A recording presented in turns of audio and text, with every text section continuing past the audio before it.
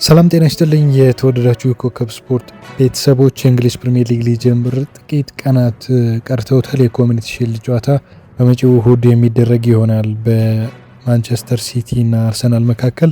ከዚህ ጨዋታ በፊት እንግዲህ የቀጣይ የፕሪሚየር ሊጉ መልክ ምን አይነት ሊሆን ይችላል የሚለውን ልንመለከት ወደናል። የ26-27 የውድድር ዘመን የተለየ ይሆናል ተብሎ ይታሰባል። በተለይ ባለፉት ጊዜያት እንደተመለከትነው አዳዲስ ነገሮች በዚህ የሊግ ውድድር የምንመለከት በመሆኑ ማለት ነው። በተለይ ከአሰልጣኝነት ቅጥር ጋር ከቡድኖች አወቃቀር ጋር በተያያዘ እና ይህንን ጉዳይ እናነሳለን። የትኛው ቡድን ደግሞ የተሻለ እድል አለው ለዋንጫ የሚለውንም ጉዳይ እንደዚሁ እናነሳለን። እያንዳንዱ ቡድን እያለፈ ያለበት እና ክፍተቱ ምንድን ነው፣ ጥንካሬውስ የሚሉትን ነገሮች እናነሳለን። አብራችሁን እንድትቆዩ እንጋብዛለን። እንግዲህ የ26 የእንግሊዝ ፕሪሚየር ሊግ የዋንጫ ፉክክር በተለይ በትልልቆቹ ክለቦች መካከል ደመቅ ተብሎ ይደረጋል ተብሎ ይጠበቃል። በተለይ የዘንድሮ የውድድር ዘመን በተለያዩ መለኪያዎች ስንመለከታቸው በጠባብ ልዩነቶች ይሄ ፋይን ማርጂን የሚሉት በሚባሉ ነገሮች ሊለይ የሚችል ይመስለኛል። በተለይ የ26-27 የውድድር ዘመን ማለት ነው እና የዋንጫ ፉክክሩ አጠቃላይ ገጽታ ከዚህ ቀደም እንግዲህ በማንቸስተር ሲቲ ለተከታታይ ዓመታት ፕሪሚየር ሊጉን ዶሚኔት አድርጎ እንደነበር እናስታውሳለን እና ዘንድሮ እንግዲህ የተለያዩ ቡድኖች አዳዲስ አሰልጣኞችን ሹመዋል። በተለይ ለዋንጫ ይፎካከራሉ ተብሎ የሚታሰቡት ማንቸስተር ሲቲ፣ ሊቨርፑል፣ ቼልሲ እነዚህ አሰልጣኞች ከዛ ቶተናም ቢሆን የዋንጫ ባለቤት ይሁን አይሁን ሌላ ጥያቄ ቢሆንም ይሄ ቡድንም አስቸጋሪ በተለይ ደግሞ ለአንዳንድ ቡድኖች አስቸጋሪ ይሆናል ተብሎ ይጠበቃል እና ተወዳዳሪ እግር ኳስ የምንመለከት ይመስለኛል በተለይ በቀጣዩ የውድድር ዘመን እና አስቀድሞ እንደው ዋንጫውን በቀላሉ ያነሳል ብለን ልንገምት የምንችለው ቡድን ከባድ ይመስለኛል በተለይ አሁን ባለው ሁኔታ እና ጠንካራ የሆኑ የዋንጫ ተፎካካሪዎች እንግዲህ እርስ በርሳቸው ሊያደርጉ በሚችሉት ፉክክር ይህ በተለይ የነጥብ ልዩነቱ ጠበብ ባለመልኩ እስከ መጨረሻው ይሄዳል የሚል ግምት አለኝ። ምናልባት እንግዲህ በንጽጽር ካለፉት ጊዜያት የተሻለ ጥንካሬ አለው ተብሎ የሚታሰበው አርሰናል ነው። አርሰናል በተጠናቀቀ የውድድር ዘመን እንግዲህ ማንቸስተር ሲቲን በልጦ በአንደኛ ደረጃ ሊጉን እንዲሁ ማሸነፉን እናስታውሳለን። እንግዲህ የሚኬል አርቴታ ቡድኑን አሁን ለ6ኛ ዓመታት ይመራል እና በአሁኑ ሰዓት በሊጉ ረዥም ጊዜ የቆየው አሰልጣኝ እሱ ነው እና ይህንን ቡድን የተረጋጋ መዋቅሩ ጥሩ የሆነ ግልጽ የሆነ የጨዋታ ፍልስፍና ያለው ነው ማለት ይቻላል። የቆሙ ኳሶችን እንዴት ማሸነፍ እንደሚችል በሚገባ የሚያውቅ ቡድን እንደሆነ ባለፈው ዓመት ተመልክተናል። ይህንን መደበቅ አንችልም። ከዛ ባሻገር ደግሞ በክረምቱ የተጫዋቾች የዝውውር መስኮት እያስፈረሟቸው የሚገኙ ተጫዋቾች አሉ። ለምሳሌ ብሩኖ ጊማራይሽ በኒውካስል ቤት ድንቅ የውድድር ጊዜን ካሳለፈ በኋላ እንግዲህ ወደ መድፈኞቹ ቤት ሄዷል።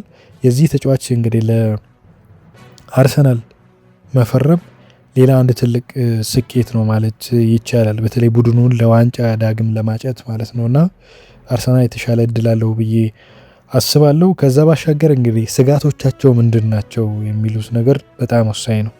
የአጥቂ መስመር ባለፉት ዓመታት በተደጋጋሚ ስንለው የነበረው ጉዳይ ነው። ቪክተር ዮኬሬሽ ከስፖርቲንግ ሊዝበን ወደ አርሰናል ቢመጣም ኤሚሬትስ ከደረሰ በኋላ ያሳየው የጨዋታ እንቅስቃሴ እምብዛም ነው።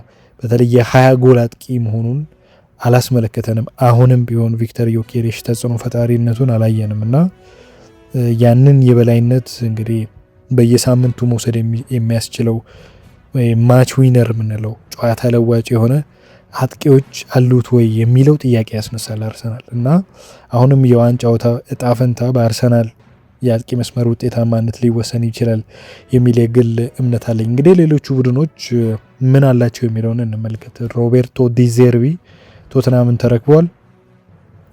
ከሽንፈት ነፃ የሆነ የቅድመ ውድድር ዘመን አሳልፏል። እንግዲህ ቼልሲን በ10 ተጫዋቾች ያሸነፍበት አጋጣሚ አለና ይሄ ቡድን ምናልባት በፕሪሚየር ሊጉ አስቸጋሪና ፈታኝ ተጋጣሚ ሊሆን ይችላል በተለይ ከትልልቆቹ ቡድኖች ጋር ሲገናኝ የሚል እምነት አለኝ አሁን ባለው ሁኔታ እና ከተፎካካሪዎች ጋር ሲነጻጸር የአጥቂ መስመሩ በተወሰነ መልኩ ስጋት አለበት ከሌሎቹ ማለት ነው እና ቶተናም ሌላው ተፎካካሪ ሊሆን የሚችለው ምናልባት ለቶፕ 4። ማንቸስተር ዩናይትድን ስንመለከት እንግዲህ ግልጽ የሆነ የክለብ ታክቲክ መመሪያ ያለው አሰልጣኝ ሾሟል።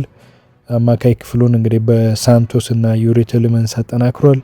የተከላካይ ክፍሉ አሁንም ተጋላጭና ደካማ መሆኑ ምናልባት ለዋንጫ ተገማች ላያደርገው ይችላል እና አሁንም ደግሞ በማይክል ካሪክ ስር መሆኑ ሌሎች ቡድኖች ከሱ የተሻለ በሆነ መልኩ ሊጫወቱ ይችላሉ የሚል ግምት አለኝ።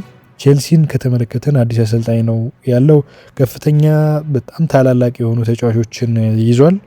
እንግዲህ አዲሱ አሰልጣኝ ወጥ የሆነ አጫዋች ፍልስፍና ይኖረዋል ብዬ አስባለሁ። በተለይ 3-4-3 ከዚህ ቀደም የተመለከትነው ቡድን ሰርቶ እንደዚሁ ተመልክተናል እና አሎንሶ ጥሩ ተጫዋቾችን ሰብስቧል። ግን እሱም ቢሆን ትራንዚሽን ፔሪየድ ላይ ይመስለኛል ቼልሲን በዚህ ሰዓት ለዋንጫ ማጨት ከባድ ይመስለኛል አሁን ባሉት ቡድኖች። የአሎንሶም ቆይታ በእርግጥ የቼልሲ የቶድ ቦህሊ አመራር ለአሰልጣኞች ጊዜ መስጠት ላይ እንግዲህ ችግር እንዳለበት ባለፉት ጊዜያት አይተናል። ኢንዞ ማሬስካ ከክለቡ ጋር ሰጣ ገባም ውስጥ የገቡ ቢሆን እንኳን የዓለም ክለቦች ዋንጫን አሸንፈዋል። ድንቅ የውድድር ጊዜን አሳልፈዋል። እንግዲህ ያው ቼልሲ ስኬት የማይጠግብ አይነት ቡድን ነው ወይ ደግሞ ለአሰልጣኞች የሚሰጠው ጊዜ በጣም ጠባብ በመሆኑ እንደዚሁ ከዚህም አሰልጣኝ ጋር ያሰጋል። በምን ያህል ፍጥነት ይለያያሉ፣ አሎንሶስ እንዴት ያሻግረዋል የሚል ግን የያዛቸው ተጫዋቾች ጥራት ያላቸው መሆናቸው የሚደበቅ አይደለም። ግን እነዚህን ተጫዋቾች አንድ ላይ ማቀናጀት አሁን ደግሞ በክረምቱ ሊለቃቸው የሚችላቸው ተጫዋቾች ያሉ አስገዳጅ የፒኤስአር ሕግ ሊኖርበት ይችላልና ማንን ያስፈርማል፣ በቀጣይ ደግሞ ማንን ይሸጣል የሚለው ወሳኝ ነው ብዬ አስባለሁ። አንዶኒ ኢራዮላ እንግዲህ ከቦርንማውዝ ወደ አንፊልድ ደርሷል። አራውሆን ቀላቅሏል ወደ ቡድኑ። ጥሩ ዝውውር ነው ማለት ይቻላል። በውሰት ነው ያስፈረመው። ግን እንግዲህ ባለፉት ዓመታት በሊቨርፑል ቤት ውስጥ ስኬታማ ተጫዋች የነበረው ሳላ ነው። እንግዲህ ከ9 ዓመታት በኋላ ወደ ትራብዞን ስፖር ማምራቱ እንዲሁን ተሰምቷል። እንግዲህ በቅድመ ውድድር ዘመን የ2 ጎል መሪነቱን እንኳን አስጠብቆ መውጣት አልቻለም በአንዳንድ ጨዋታዎች ላይ ሊቨርፑል እና የተከላካይ ክፍል መሳሳት በግልጽ ታይቶበታል እና ይሄ ቡድን እንግዲህ ለዋንጫ መገመት ትንሽ ያስቸግራል። እሱም የተወሰነ በተለይ ደግሞ አሰልጣኙም ከማን ማኔጅመንት ላይ ሊቸገሩ እንደሚችል ይታመናል። ልክ እንደ ቦርንማውዝ አይደለም የሊቨርፑል መልበሻ ቤት ማለት ነው። እንደዛ የሚል ሀሳብ አለኝ። ማንቸስተር ሲቲን ከተመለከትን እንግዲህ ማሬስካ ከዚህ ቀደም ቡድኑን በምክትል አሰልጣኝነት የሚያውቀው ነው። ከፍተኛ የቡድን ጥራት ያላቸው ተጫዋቾች አሉ እንደ ሃላንድ ያሉ። ግን አሰልጣኙም ቢሆን የመላመድ ጊዜ ያስፈልገዋል ይህንን ቡድን ወጥነት ባለው መልኩ እንግዲህ ለማምጣት ማለት ነው እና ከፍተኛ የአሰልጣኞች መፈራረቅ በ26-27 የውድድር ዘመን ወደ 11 የሚጠጉ ክለቦች እንግዲህ በአዲስ አሰልጣኝ ይመራሉ። ይሄም ደግሞ አንዱ የአሰልጣኞች ለውጥ የሚያመጣው ተጽዕኖ ነው። በተለይ በቡድኖች ላይ አዳዲስ አሰልጣኝ መምጣቱ እንግዲህ የአጫወት ፍልስፍናንም በብዙ መልኩ ይቀይራል ተብሎ ይታሰባል። ልክ አሁን አርሰናልን ባለፈው ዓመት በቆሙ ኳሶች እንደተመለከት ነው አይነት ስኬት ይኖረዋል የሚል እምነት የለኝም በግሌ።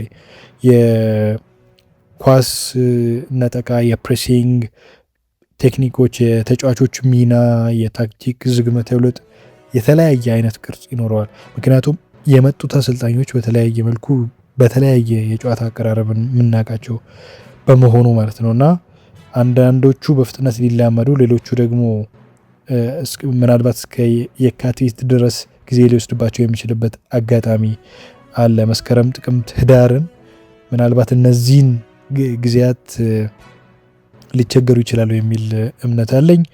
ምናልባት በዘንድሮ ውድድር ልክ እንደ 2016-17 እንደ 2016 የሌስተር ሻምፒዮንነት አዲስ አንደርዶግ የሚባለው ያልተጠበቁ ቡድኖችን ያሳየናል የሚል ግምት አለኝ።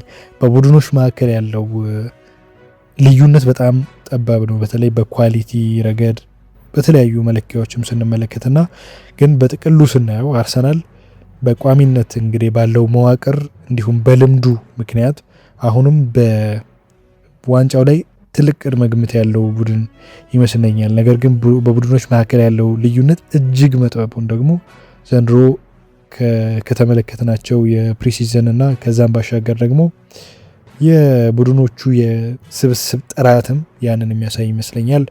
ጉዳት ሌላው የፕሪሚየር ሊግ ተጫዋቾችን ሊያስቸግር የሚችል ነው። ምክንያቱም ዓለም ዋንጫ ጨዋታ አድርገው ነው የመጡት።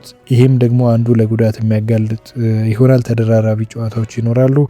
በተለይ በአውሮፓ መድረክ የሚጫወቱ ቡድኖች ትልቅ የሆነ የጉዳት ስጋት ይኖርባቸዋል ብዬ አስባለሁ። ለማንኛውም ግን አርሰናል የተሻለ እድል ያለው ይመስለኛል፣ በተለይ ሊጉን ለማንሳት። ግን እንደነ ቼልሲም ያሉት በአውሮፓ መድረክ የማይጫወቱ ቡድኖች በተለይ በፕሪሚየር ሊጉ ተፎካካሪ ሆነው የሚዋሃዱ ከሆነ በሚገባ ያንን ማድረግ ይችላሉ ብዬ አስባለሁ።